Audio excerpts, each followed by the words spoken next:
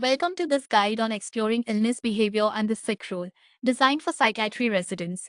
We will break down key concepts and practical assessment tools. First, let's define some essential terms. What is illness behavior? It is a patient's reaction to the experience of being sick. This contrasts with the sick role, which is the role that society ascribes to a person because he or she is ill.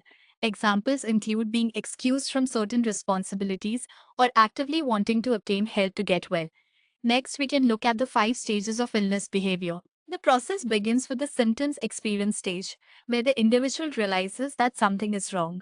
This is followed by the assumption of the sick role stage, where the decision is made that one is sick. Third is the medical contact stage, marked by the decision to seek professional care. The fourth step is the patient role stage, where the decision is made to transfer control to the doctor and follow the prescribed treatment.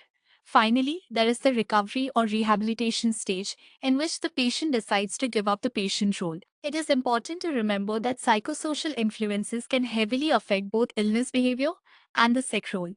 Psychological factors include past experience of illness, personality, and the personal meaning of illness.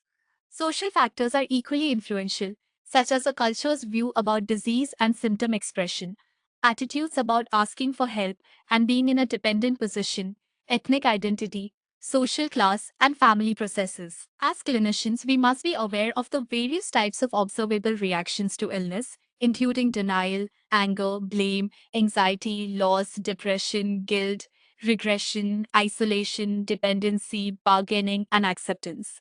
To help you structure your assessment, you can use the following explanatory model and ask specific questions about the patient's past experience of illness and their culture's view on dependency and beliefs about a particular problem. You can also directly assess personal beliefs with these questions. What do you call your problem? What do you think caused it? Why did it start when it did? What is the impact of the sickness on you and your family? What have you done to help yourself? What do you expect from the doctor? And finally, what do you fear most about your sickness? We hope this guide enhances your understanding and clinical practice.